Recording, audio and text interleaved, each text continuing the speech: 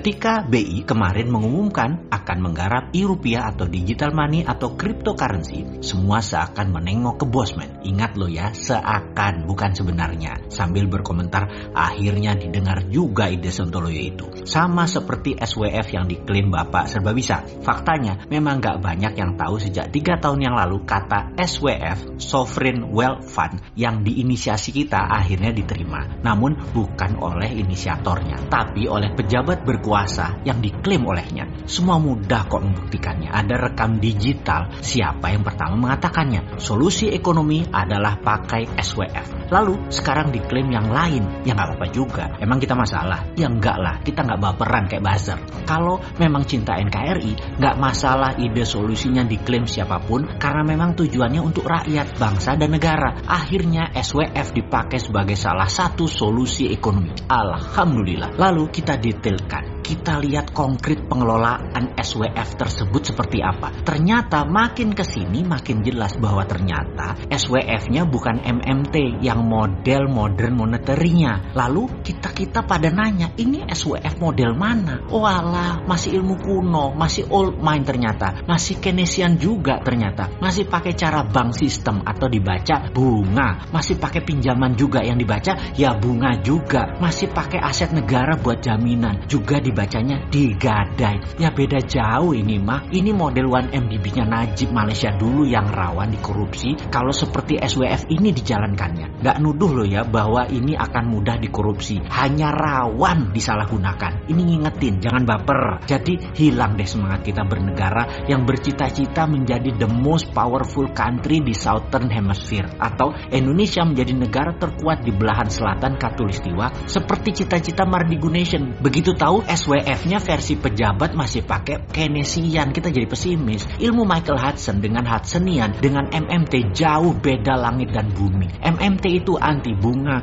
gak doyan sama bunga bank, dan juga sistem perbankan klasik old mind, tetapi digital banking yang lebih cepat keputusannya dan paymentnya bisa berputar, itu MMT. MMT lebih mengutamakan payment sistem banknya. Bank itu dipakai hanya untuk sistem pembayaran perputaran uangnya. Misalnya negara Tiongkok itu ya, uang paymentnya atau uang transaksinya berputar di masyarakat per tahunnya 10 kali PDB negara Tiongkok. Indonesia secara data payment transaksinya hanya 50% dari PDB. Jauh bos, kalian bernegaranya kurang pinter nih. Lalu akhirnya ada ide e-rupiah atau rupiah digital akan diluncurkan. Jreng, Bosman diminta lagi pendapatnya. Karena sejak 2 tahun yang lalu sudah bengok-bengok teriak pakai e-rupiah saingi e-renminbi. Jangan malah pakai yuan atau e-renminbi Indonesia. Dan akhirnya singkat cerita, pokoknya sudah 2 aja ide Mardigu Nation dipakai atau diadopt. Kita tunggu langkah berikutnya. Berani nggak kuasai Selat Malaka? Berani nggak mengenolkan bunga simpanan deposito di bank dengan strategi TINA? There is no other alternative. Kembali ke rupiah digital. Bagaimana pendapat Bosman kali ini? Kalau kita pertanyakan kalau e-rupiah atau digital rupiah kalau nggak pakai Hudsonian MMT dengan printing money, maka rupiah digital cryptocurrency-nya yang akan dilakukan ngimpi untuk Indonesia menjadi berdaulat. Rupiah menang dengan underlying emas, itu lebih real. E-rupiah underlaynya pakai uang beredar,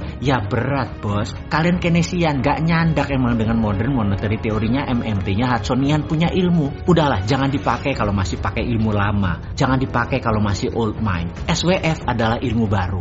Dipakai cara otak lama. Kemudian e-rupiah digital rupiah, gak pakai printing money, ya gak ada gunanya. Jadi maksudnya apa pakai SWF, pakai rupiah digital kali ini? Biar Bosman dan anak muda pendukung MMT seneng gitu ya? Janganlah begitu. Bukan hanya buat senang-senang saja berpropaganda seperti dikatakan Tesla akan ke Indonesia buat euforia, ternyata kita di-prank. Ya lebih baik nggak usah kalau di-prank. Kalau benar mau menjalankan, jangan setengah-setengah, namun harus make a difference. Memang harus membuat perbedaan. Pakai underlaynya jangan uang beredar, tapi printing money berbasis proyek produktif. Pasti rupiah digital menang, Indonesia berdaulat. Ini lebih benar bernegaranya.